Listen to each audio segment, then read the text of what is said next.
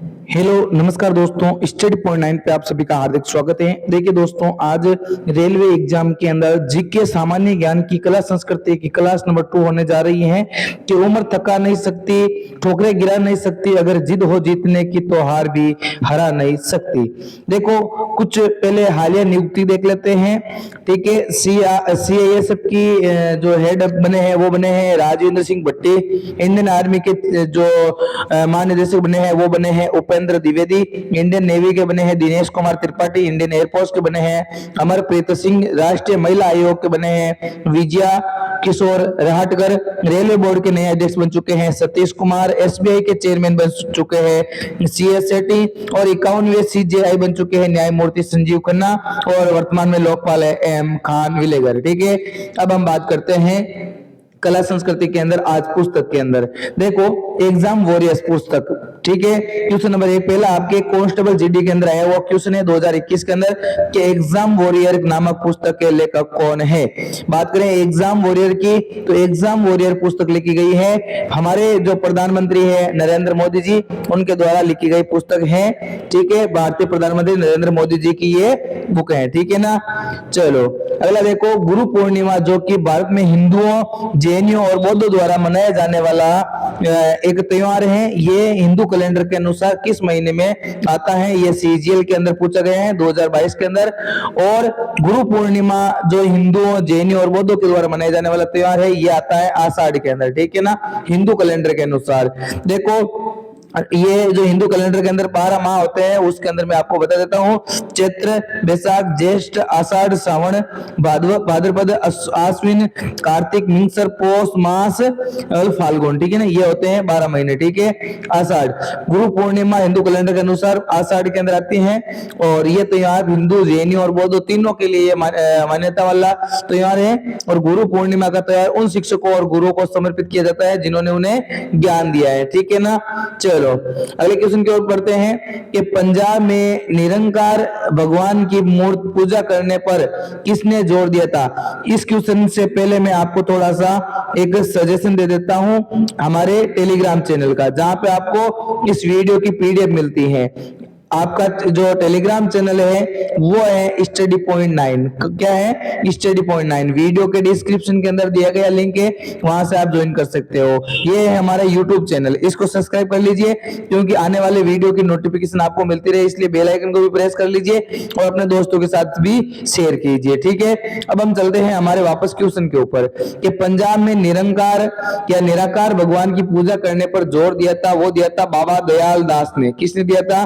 बाबा दयाल दास ने। सीएचएसएल के अंदर पूछा गया क्वेश्चन है और रेलवे के अंदर भी पूछे जाने वाला फेवरेट क्वेश्चन है। ठीक है ना, तो ये हो जाएगा बाबा दयाल दास। ठीक है, रहस्यवादियों ने निरंकार भगवान की पूजा को गलत मानकर कई बार परेशानी दी। बाबा दयाल सिंह ने इसे सीख लिया और सही रास्ता दिखाने के लिए मोदी में मार्च के जरिए उन्होंने पहचान बनाने लगे।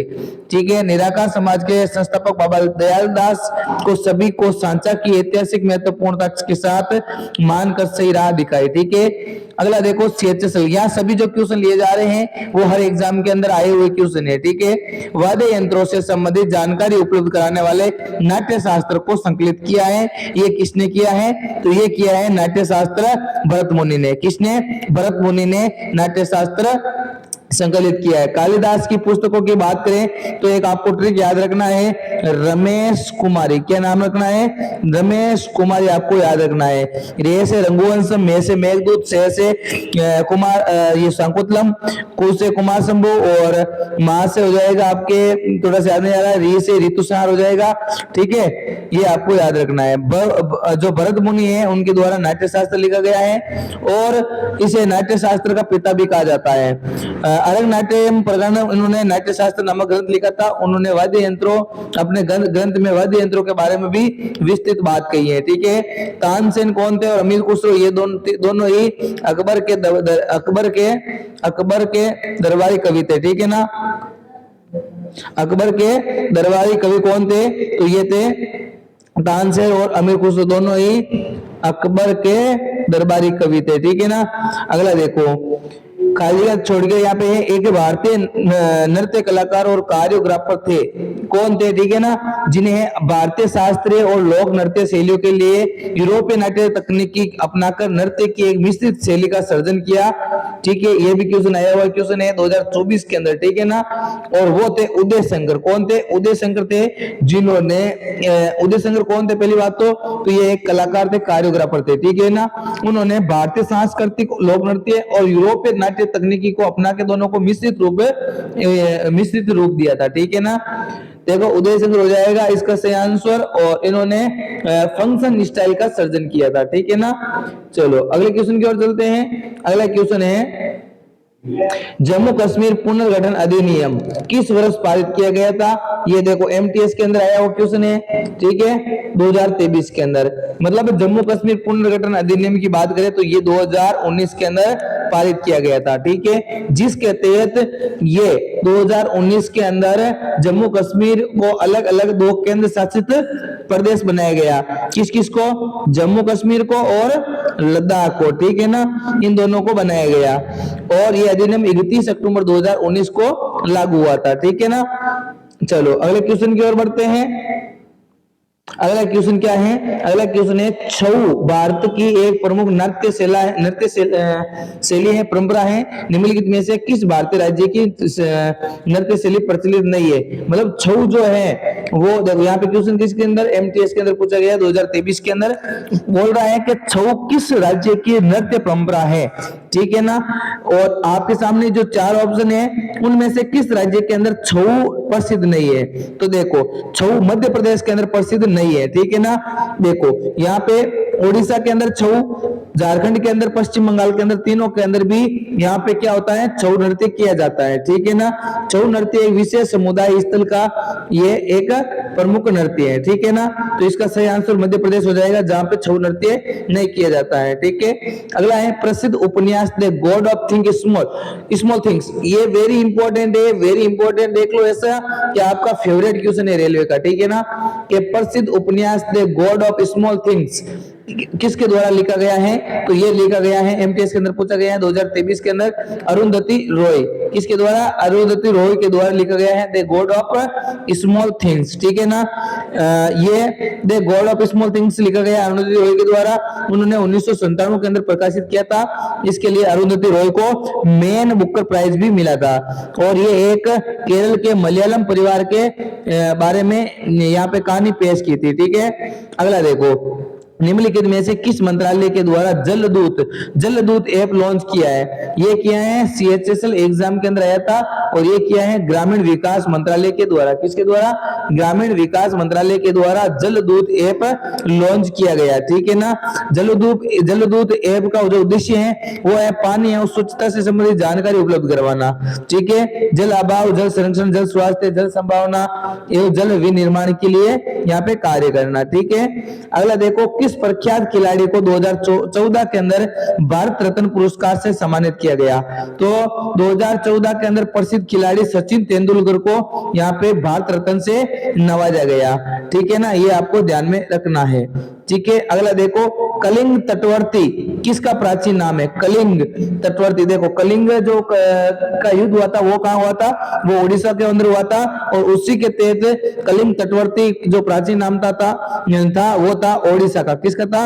ओडिशा का प्राचीन नाम था कलिंग तटवर्ती। ठीक है ना, अगला देखो हिंदुस्तानी संगीत मियां की तोड़ी क्या है? हिंदुस्तानी संगीत के अंदर यह सीएचएसएल के अंदर पूछा गया है 2024 के अंदर कि मियां की तोड़ी हिंदुस्तान संगीत के अंदर क्या है? तो ये एक प्रकार की एक क्या है?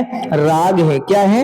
राग है। मियां की तोड़ी हिंदुस्तान संगीत के अंदर एक प्रमुख राग है, ये आपको ध्यान रखना है। और इस जो राग था वो बादन गुरु मियां तानसेन के नाम पर है, जिन्होंने इसे साफ किया था। ठीक है ना, अगला देखो मानवता की मौखिक और अमूर्त विरासत की उत्कर्ष कृति के रूप में यूनेस्को द्वारा मान्यता प्राप्त संस्कृत रंगमंच का एकमात्र जीवित नमूना कौन सा है? आपके सामने 4 ऑप्शन है, उसमें से बताना है। सीएचएसएल के अंदर क्वेश्चन आया है तो वो हो जाएगा कुटियाटम। ठीक है ना, कुटियाटम जिसको अमूर्त विरासत सूची के अंदर शामिल किया गया है यूनेस्को का।